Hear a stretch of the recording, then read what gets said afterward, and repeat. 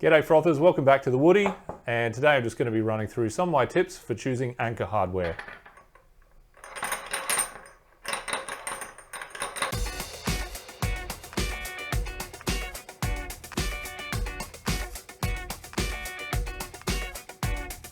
Alright, so firstly, what am I even talking about? Well, 2 bolts, so a double bolt belay, something like that, with some kind of lower off component to put the rope through.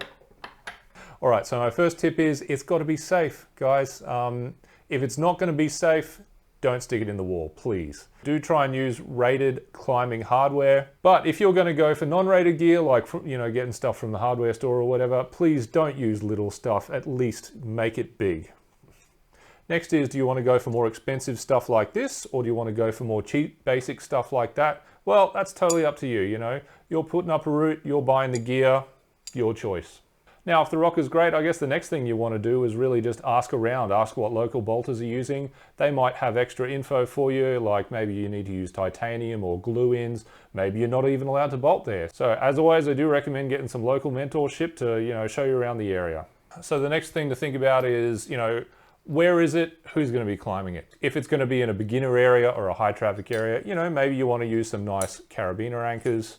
Maybe you want to have a variety of different anchor styles so beginners can actually learn how to deal with different stuff. Conversely, if it's going to be in the middle of nowhere and no one's ever going to climb it again, maybe you just bolt a bit of chain to the wall. But whatever you end up going with, don't worry too much about getting it absolutely perfect. Things emerge after a bunch of traffic that you didn't really notice at first, so you can always fix these sort of things afterwards too. So for instance, after a bunch of people climbed it, they report, the rope is rubbing in a bad way, there's this bump of rock just under the ring, I don't really like how the rope is sitting there. You can always just fix that afterwards. You can, for instance, just get a Quicklink and a ring,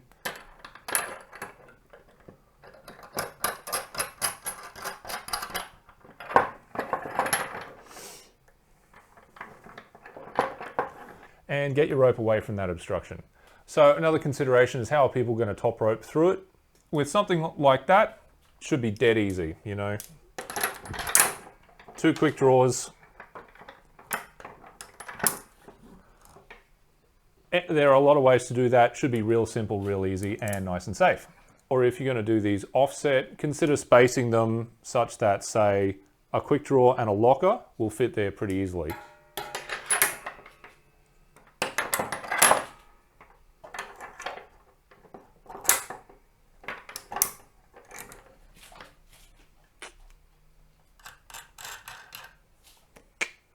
But again, with this stuff, it's safety first, comfort second. If repeaters go and they say, oh man, it's too hard to equalize this anchor, well, you could just remind them that, hey, none of the bolts you clipped on the way up are equalized, so why do these ones have to be? And if they still bother you, you just tell them to fuck.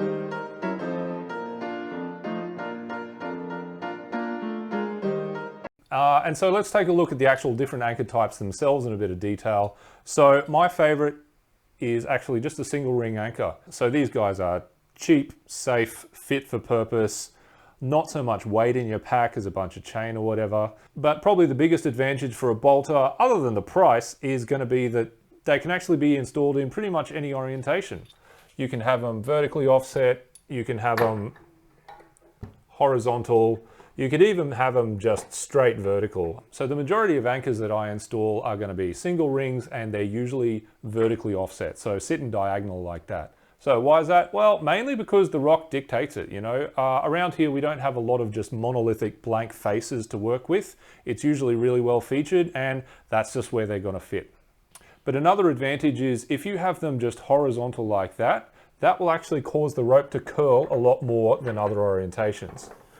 So climbers do really prefer working with a nice flat anchor like that, but I don't like installing them on shorter climbs, say less than maybe 20 meters or so, because they do make the rope curl up. If you've got a long climb and there's plenty of room for the rope to just hang there and uncurl itself, no problem. But on shorter climbs, like 15 meters or even less, I really do prefer not doing that, but actually having a vertically offset anchor. So vertically offset is going to be a lot friendlier on the ropes, but it also means that you're going to have less maintenance, I guess, because that one is going to wear out a lot faster than this one. I do hear people say that they like these ones because they wear out evenly.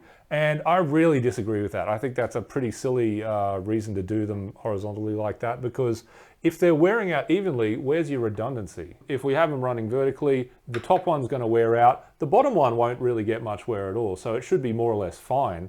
Because, you know, what's the point of having a worn out backup? It's not a backup if it's fucked as well, you know? So next is double rings. These guys, install them pretty much the same as single rings. They'll work horizontally, they'll work vertically, pretty much anywhere you can really fit them within reason. And they have the advantage of being longer, so you end up with a tighter bend radius on the rope. So if rope curl is a problem, that'll help with it. Obviously the big advantage of these guys is they've got more points to clip into. So an extra ring for your pass, clip drawers in the top, you know, all sorts of options. That makes them pretty much a must do for multi-pitches. I wouldn't use single rings for multi-pitches. Definitely use these guys for multis. Or also for single pitches, they work great. Bit easier to use than the singles. Maybe that's good for a beginner area, or maybe it'll confuse them. I don't know, I'm not psychic. Or otherwise, if you feel like it and you're feeling a bit generous, you know, these guys do cost a lot more than the single rings, but hey, they're a lot nicer to use too. It's up to you. Next up, chain sets. So these guys are a very popular style of anchor. For you though, they're going to weigh a bit more in your pack, they're going to cost a bit more. So these guys typically have a single ring at the bottom for lowering off, which means for installing, just look for a single path up and down for the rope to go.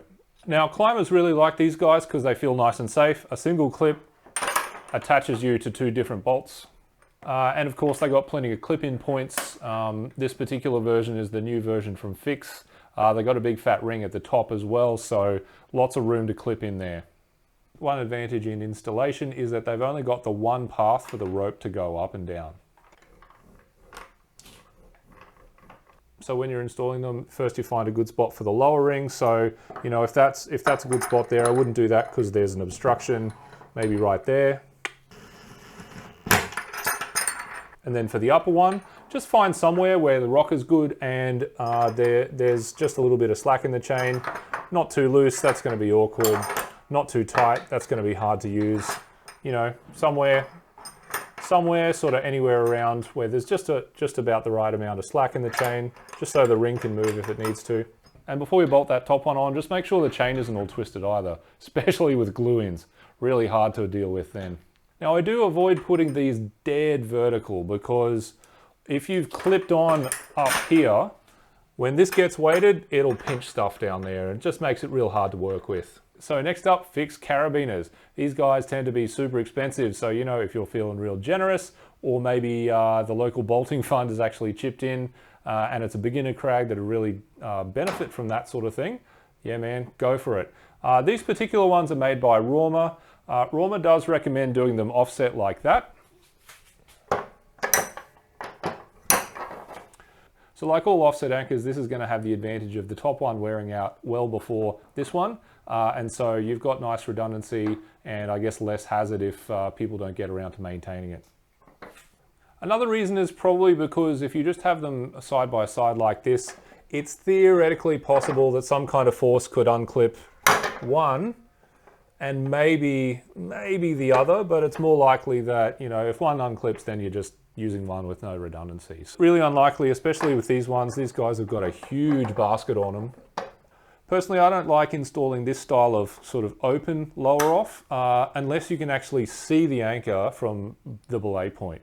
If you can't actually see the anchor from the ground, you know, the rope could be doing all sorts of stuff. It could be twisted or loaded a funny way or something like that. I'm sure the risk of these both unclipping at the same time is really low, but, you know, I just try to work with, you know, if you can actually monitor it, you can have open stuff. If you can't, have closed stuff. All right, next up is cold shuts. So these are basically just a big old carabiner bolted directly to the wall. Obviously good for real high traffic areas. Obviously you're gonna have people top roping through them and wearing them out quickly. These ones are again made by Roma. They are thick, they're real beefy. They do recommend offset again. So So once again, you do have all the wear happening on the top one, and one unclipping movement shouldn't unclip both. So personally, I mean, the rock around here isn't really conducive to using these. I've never really found a great usage case for them, but you know, if they work for you, go for it. And if you're concerned about wear, you can always sort of teach people to just grab a quick draw with the sling, just directly on there.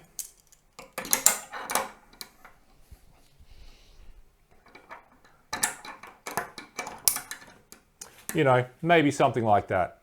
There's going to be a lot of different ways you can run top rope gear through these things, but you know, basically anything that you can get people to do is going to increase the lifespan of these. So couldn't hurt, right? And of course, another nice way to do these is just with some other component down here, like one of these carabiners.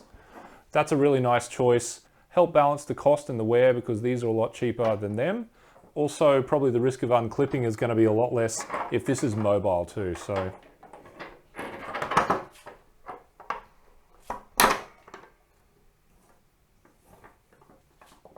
something to consider.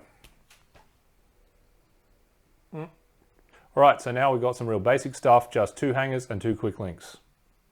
So this thing is real basic. It is safe, but you know, it's really not that easy to use. Not a whole lot of space to get your gear in compared to say a ring anchor.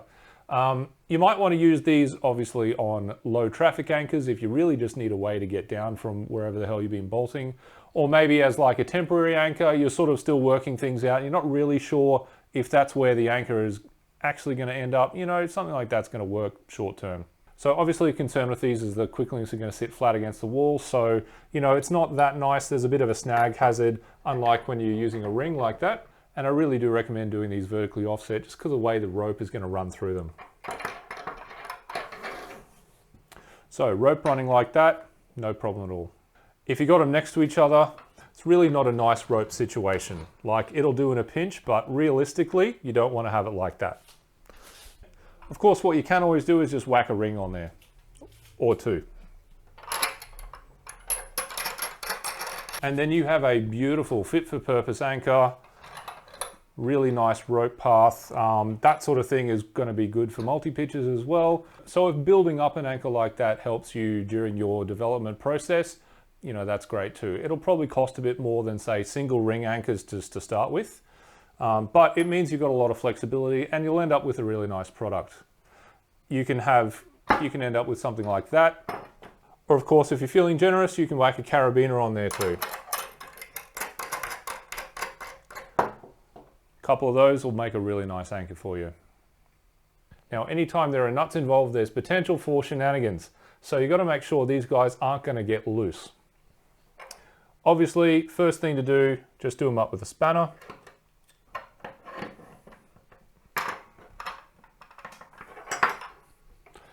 That's really the bare minimum of what you should do. You can also whack a bit of thread locker, like Loctite, into the actual thread there to sort of glue it up, make sure they don't come loose. But you should also keep an eye out for other things in the area which might actually foul on the nuts and maybe work them a bit loose. So for instance, if there's a little bump on the rock just here, and you have a weighted rope running over it, maybe in time that can actually work the nut loose.